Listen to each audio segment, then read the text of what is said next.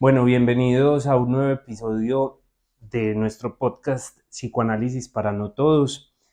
Recientemente estuvimos hablando en Confama acerca de si nos inventamos los recuerdos y hoy vamos a grabar un episodio que todavía no sabemos cómo se va a titular, pero que queríamos retomar algo de lo que emergió en el podcast previo al de Confama, que es sobre el ridículo, y queremos que aborde el tema del narcisismo.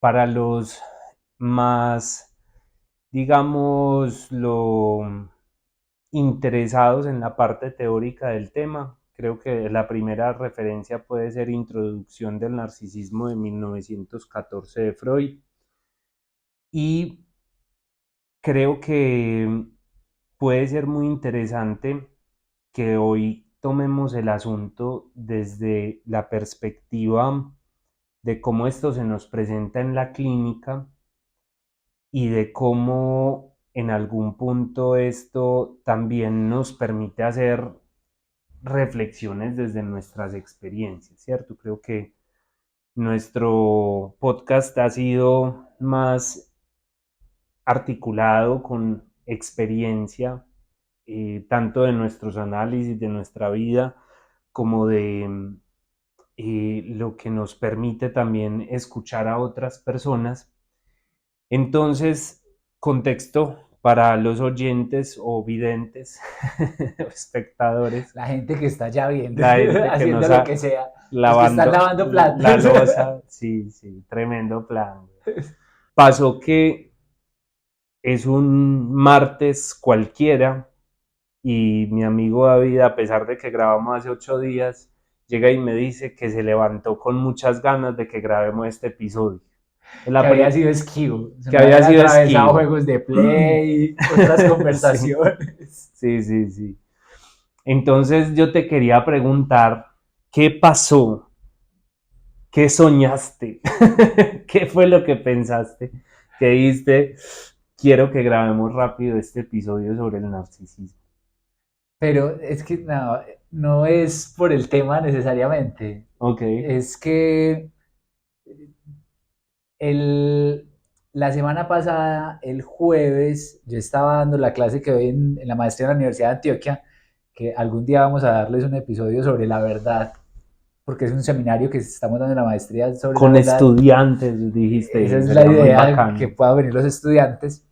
Pero un estudiante a la salida me preguntó, vi que iban a grabar en Confama, ¿cómo les fue? Un estudiante todo seriecito, todo bien puestecito. Y yo les conté por encima cómo había sido la experiencia y les hablé un poco de que nosotros disfrutábamos mucho conversando.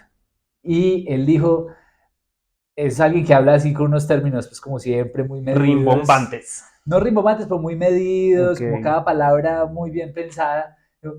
Es que a mí la única palabra que se me ocurre cuando yo los escucho es una que yo no uso casi, no me gusta casi. Yo, pues ya dígala. Es que ustedes están tan parchados conversando. Exactamente de eso se trata, Sí, de que total. nos parchamos a conversar.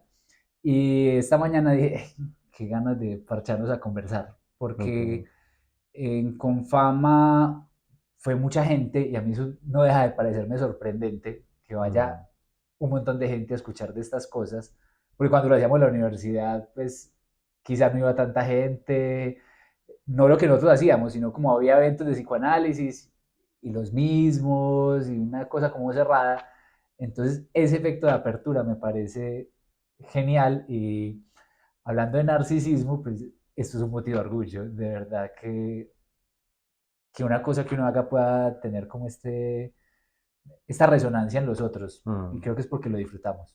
Entonces Sí, creo que era sí, un día para total. disfrutar, ya que está lloviendo tanto en Medellín y Sí, la cosa está así como...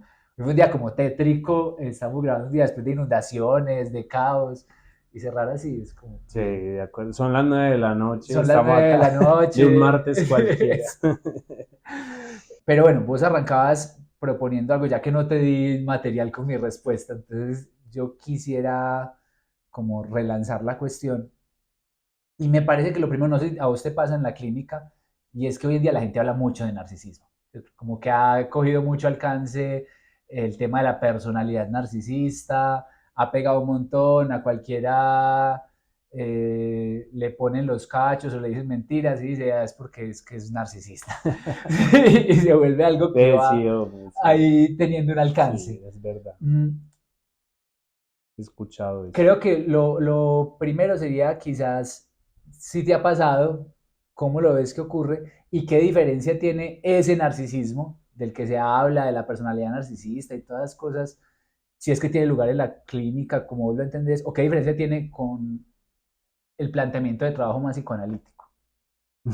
Tremenda pregunta. Y es que vamos a arrancar suave. Y vamos a arrancar suave. No, para nada, eso no es suave.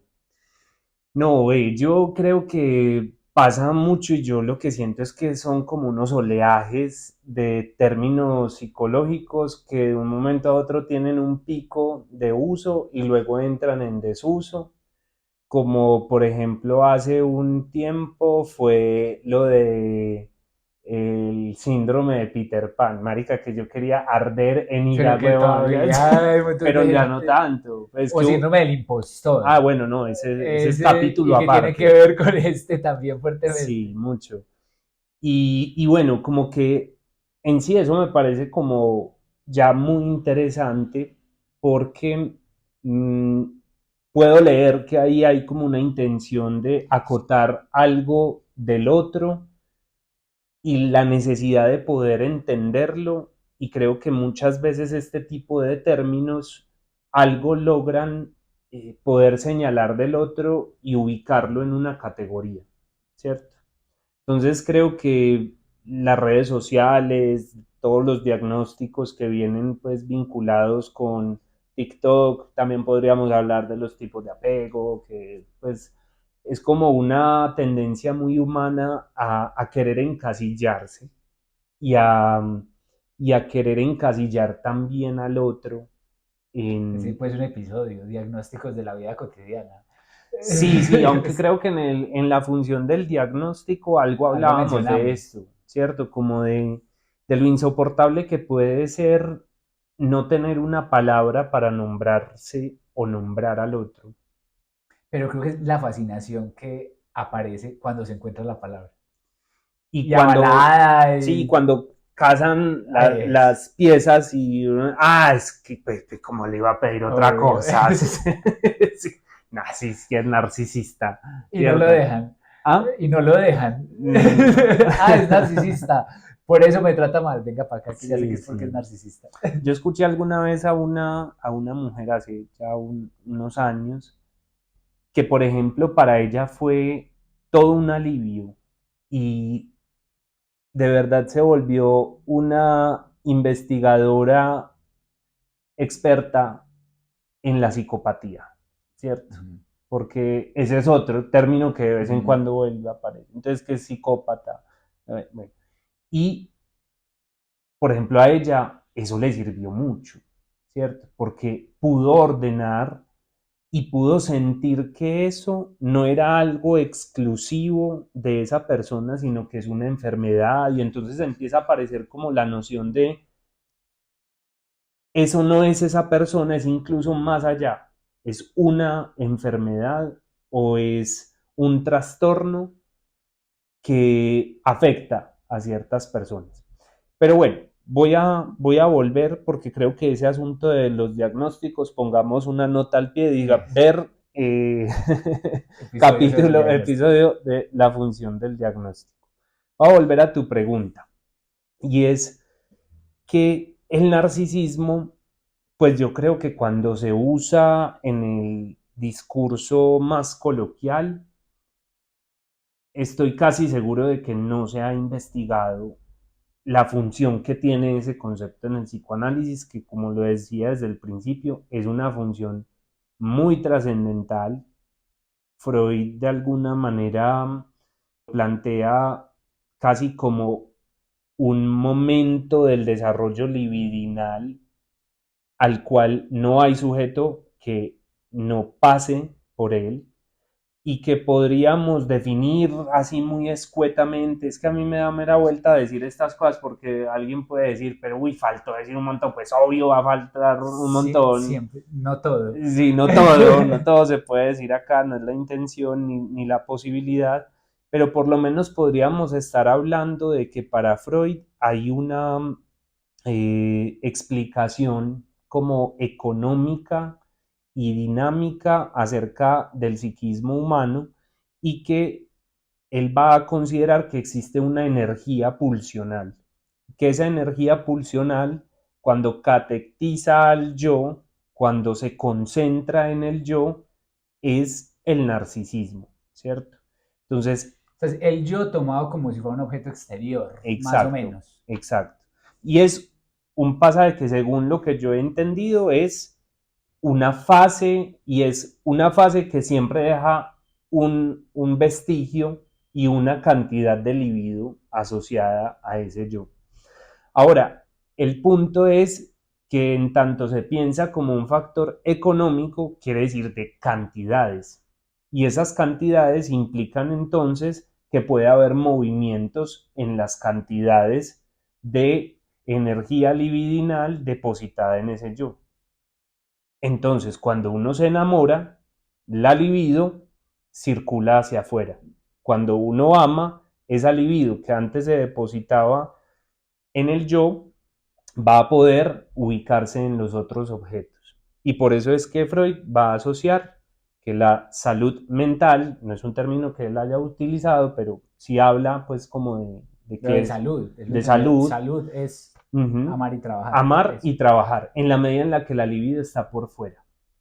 Entonces, de ahí se desprende que para él no hay nada más tóxico, para la gente que le gusta hablar de toxicidad, que la libido cuando no encuentra formas de circulación externa y cuando se queda concentrada en ese yo. De hecho, en el duelo, que me parece también interesante pensarlo a la luz del narcisismo, es que la libido que antes estaba depositada en un objeto por la exigencia de la realidad, por pérdida o porque ese objeto ya no está, implica el recogimiento de la libido, el depósito de esa libido de nuevo en el yo, y si esa libido no vuelve a salir al exterior, aparece la melancolía. Y es, de hecho, la forma en la que Freud inicialmente piensa la psicosis, ¿cierto? Como un exceso de libido en el yo. Lo cual me parece fascinante porque yo creo que es muy atinado. Es decir, ¿quién más narcisista que un paranoico? Que todo el mundo gira alrededor de él. Entonces, solamente esto para decir, tiene un trasfondo teórico tremendo que muchas veces no creo que aparezca en el discurso coloquial, como tampoco me parece que pueda verse el trasfondo de lo que es una depresión o de muchas palabras que aparecen así. Ahora, ante ya más concreto, ¿cómo aparece eso en lo que yo he escuchado? Como diagnósticos, como una extraña asociación que te quiero preguntar vos cómo la pensás entre el narcisismo y la autoestima, ¿cierto? Porque sabemos que la autoestima es uno de los autoesquemas planteados por los cognitivos, como los otros son autoeficacia, autopercepción y autoconcepto. Y está la autoestima. Entonces, creo que hay un debate muy interesante porque todo el discurso de la cognitiva se centra en tener una alta autoestima. Y el narcisismo parece como la contracara que dice, pues tampoco tanta. Tienes Que no además que ser es, empático. exacto, o sea, que lo otro tenga lugar, no Que hay lo otro, que sí, pasarse. sí. Pero entonces, así lo he escuchado y ahora quería preguntarte algo, tengo una pregunta, yo siempre tengo una pregunta por ahí, pero Sos famoso por tus preguntas.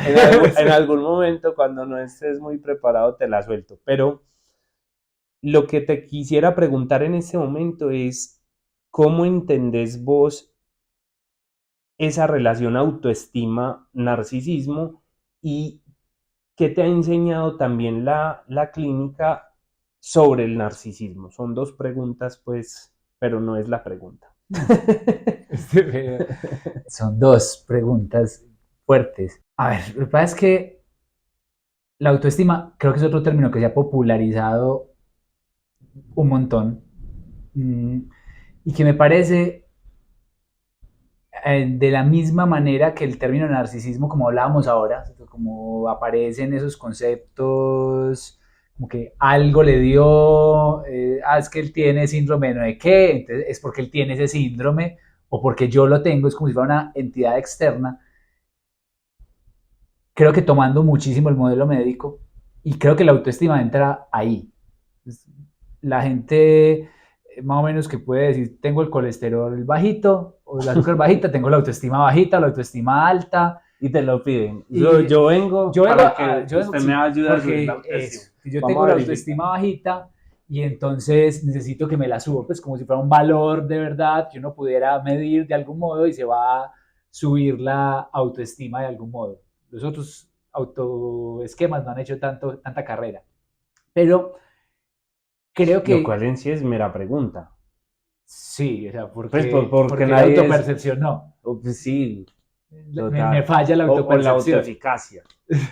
Es así, pues los obsesivos le sacan mucho provecho. Pero creo que porque la autoestima es como la más vaga de todas. O sea, es como la más abarcativa, como que en autoestima caben todas las otras.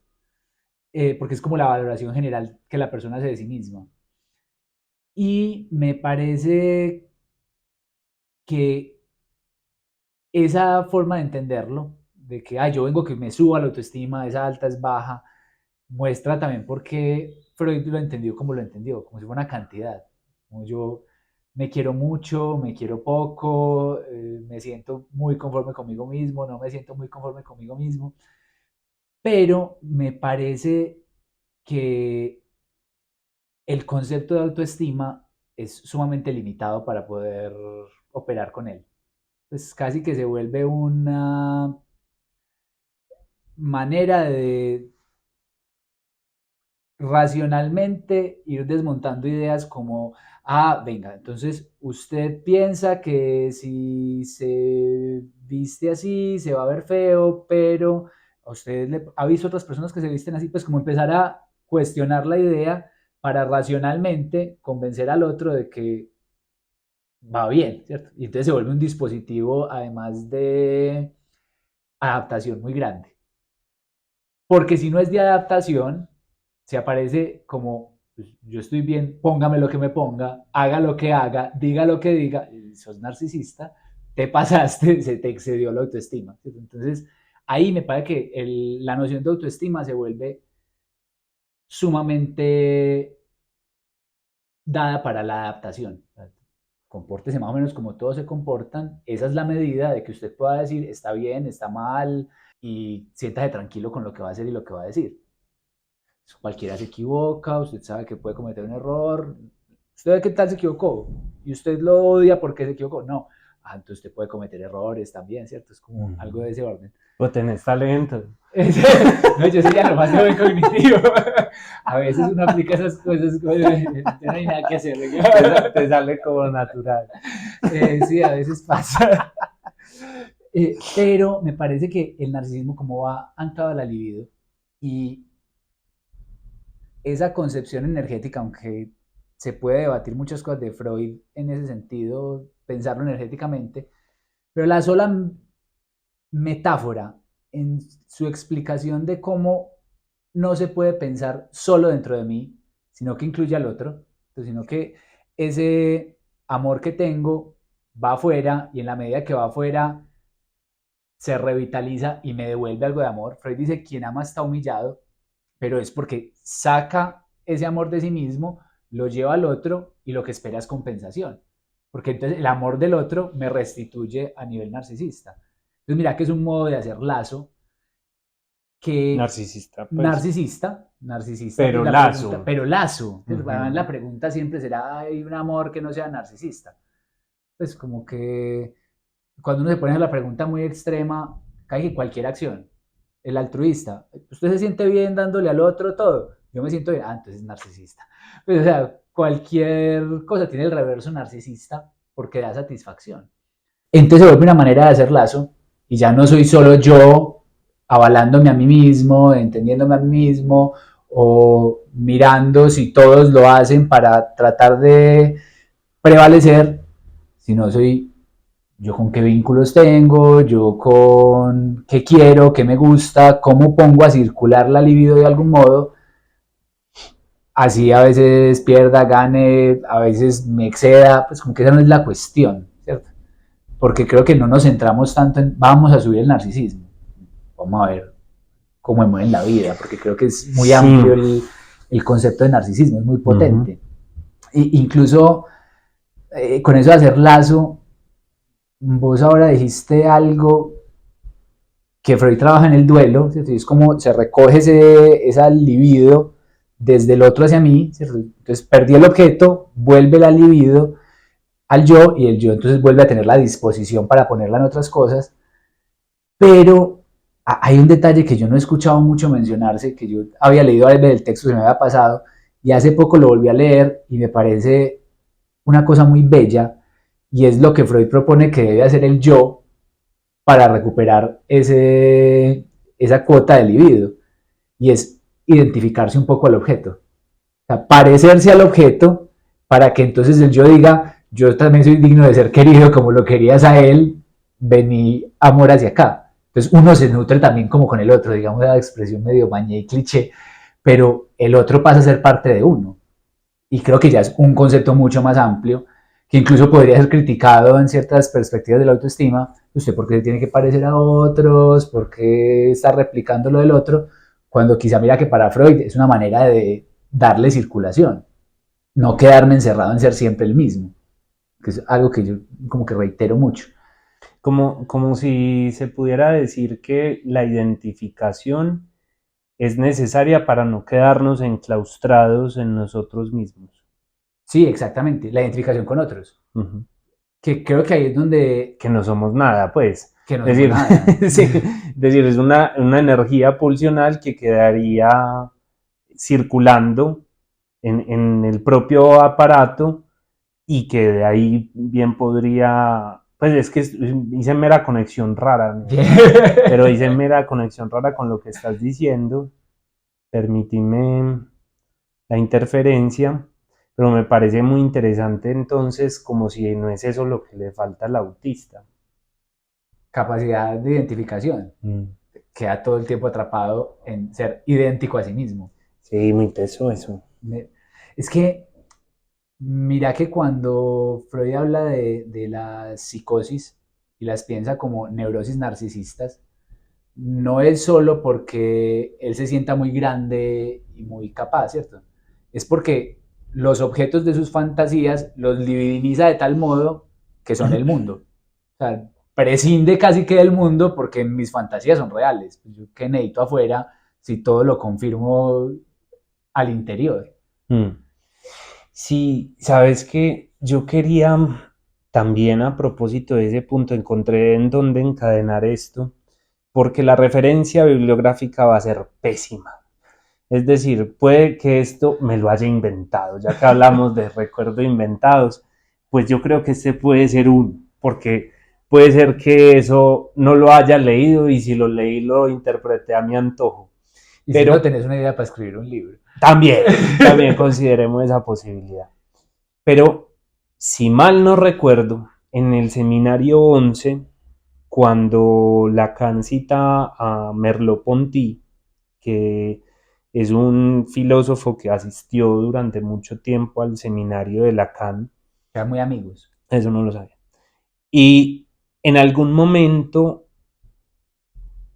leí, me inventé que Merleau-Ponty hacía como un análisis muy interesante sobre cómo la relación con el mundo que establece el ser humano tiene una predisposición para pensarla narcisísticamente, en la medida en la que la visión y limitada en su periferia, los músculos que solamente permiten ciertos giros y el hecho del ser bípedos también daba la sensación entonces, o mejor dicho, creaba la predisposición para que uno se pensara el centro del universo.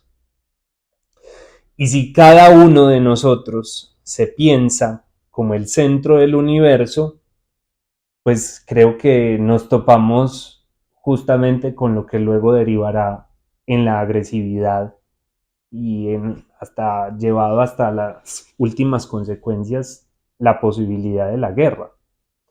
En la medida en la que esa concentración de la libido en esa perspectiva y en que el sujeto, todo el desarrollo libidinal implica en primer lugar, establecer una relación con el objeto como si fuera propio y que solamente después de un largo trayecto se va pudiendo hacer ese proceso de separación que nunca es completo porque el objeto guarda la marca del narcisismo y por eso se sostiene como elección, sobre todo en el amor como lo decías ahora.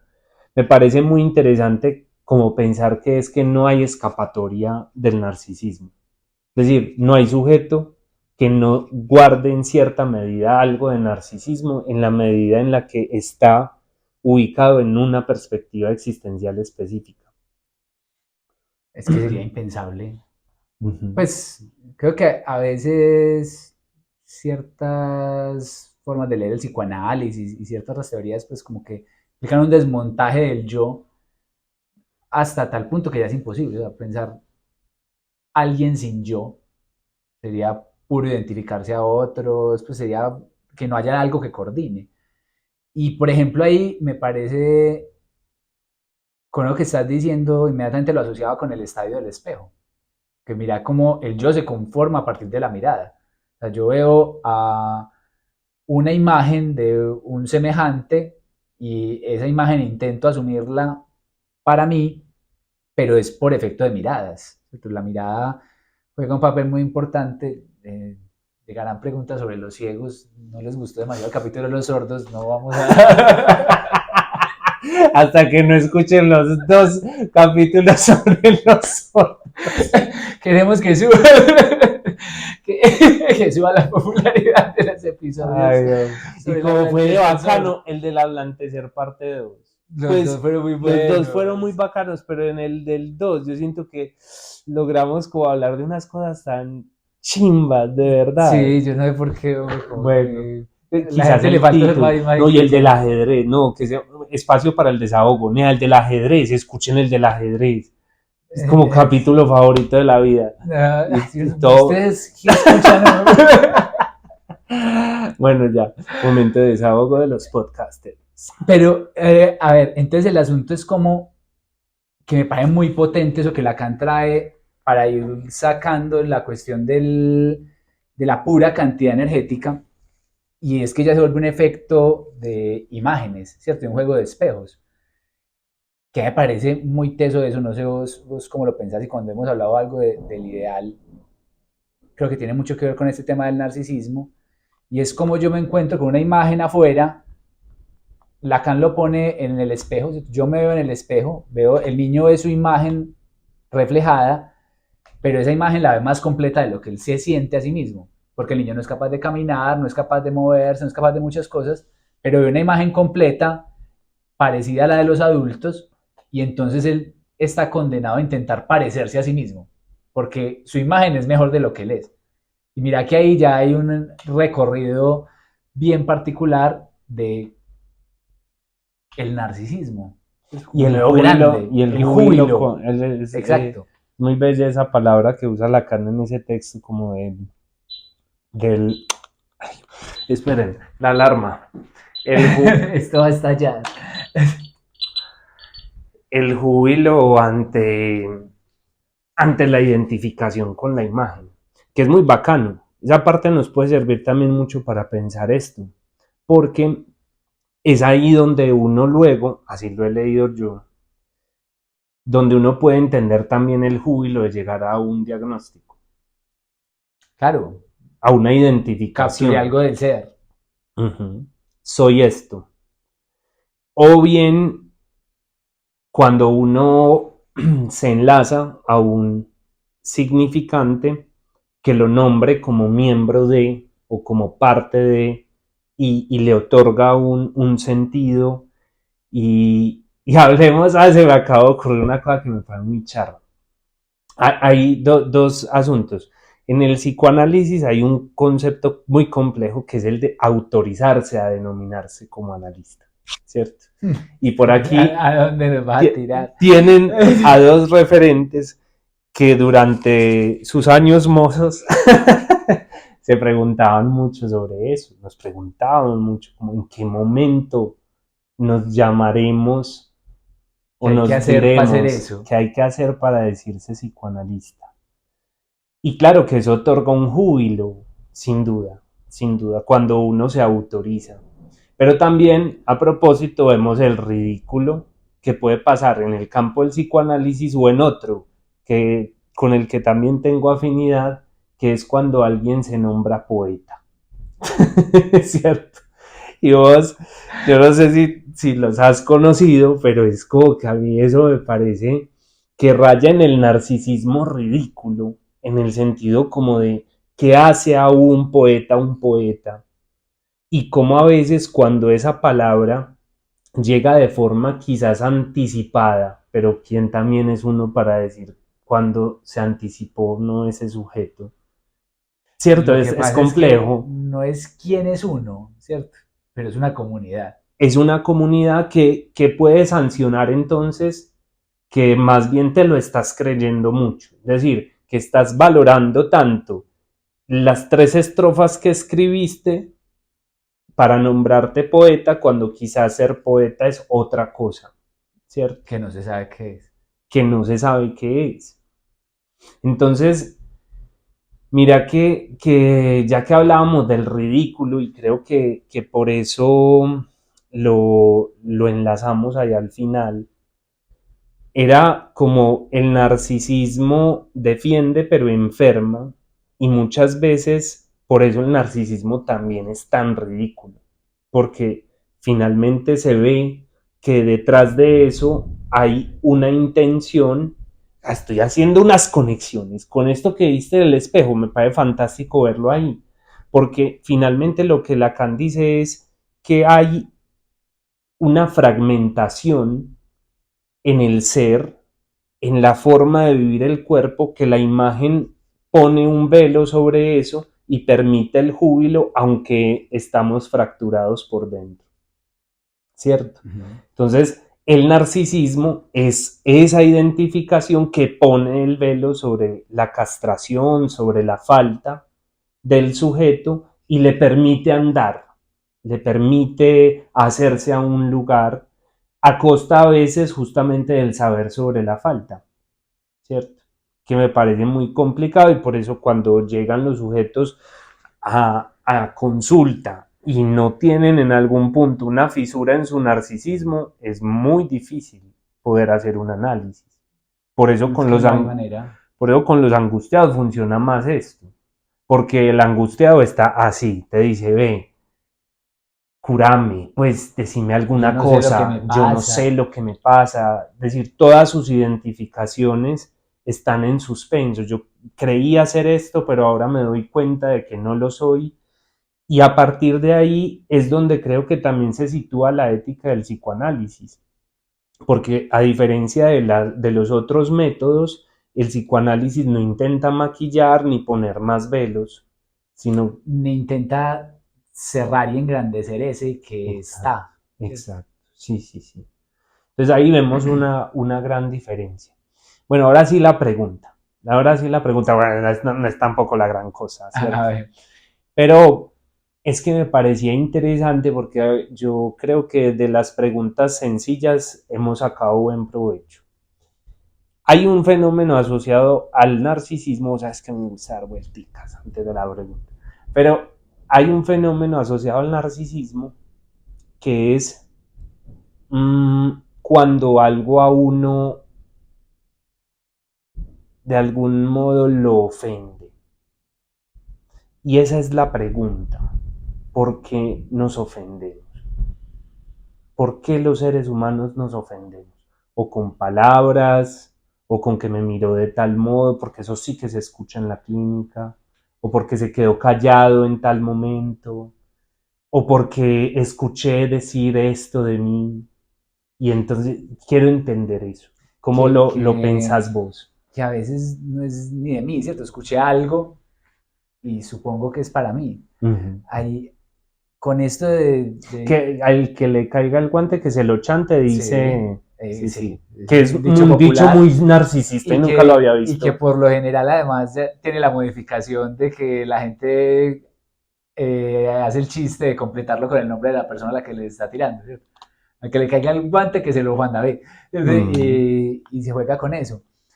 Pero hay una forma de expresar eso de se ofendió y es que se lo toma personal, que me parece que tiene que ver con es que es conmigo que se están metiendo y cómo voy a permitir que alguien se meta con mi imagen. Es que de acá podemos sacar una cantidad de episodios con este fenómeno del narcisismo.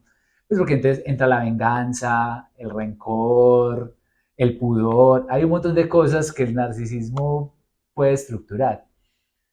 Mm, yo ahora te decía como que la diferencia con lo que estabas diciendo, algo de la diferencia del psicoanálisis es que no intenta cerrar la imagen de sí mismo de manera tranquila, apaciguante, y sí, usted es que usted vale la pena de verdad. Pues, o sea, fíjese todo lo que usted ha logrado, que usted es muy bueno. Así a veces haya ciertas intervenciones, pues como para Según el equilibrar momento. según el momento.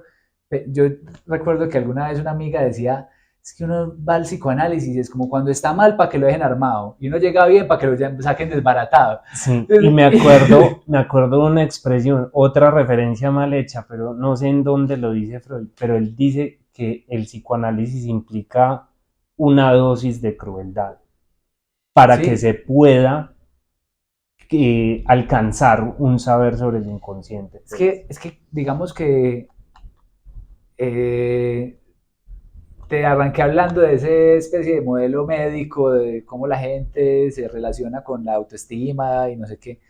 Y si ponemos como la metáfora médica del psicoanálisis, es como que uno está trabajando sobre el yo, pues como para desmembrar y amarrar, ¿cierto?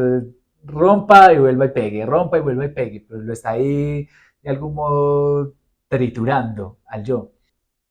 Porque creo que cuando se tiene una imagen muy estable de sí mismo, cuando entonces yo creo que soy muy bueno, que valgo mucho la pena, que todo lo que yo tengo para decir es sensato, cualquier cosa que venga a decirme, pues usted no es tan bueno, yo la tengo que sacar del sistema. Pues si me enseñaron que yo soy bueno, que yo trato de todos los modos de hacer lo que hay que hacer para ser una buena persona, entonces eso inmediatamente hace que yo tenga que racionalmente o afectivamente ir a quitar eso, porque necesito tener alta la autoestima. Ok, Creo que el psicoanálisis lo que implicaría es desautoestímese. dejamos así por hoy. Gracias por escucharnos en un nuevo capítulo. Nos vemos en el próximo. Chao. Hasta luego. Que fuese corto. Psicoanálisis para no todos.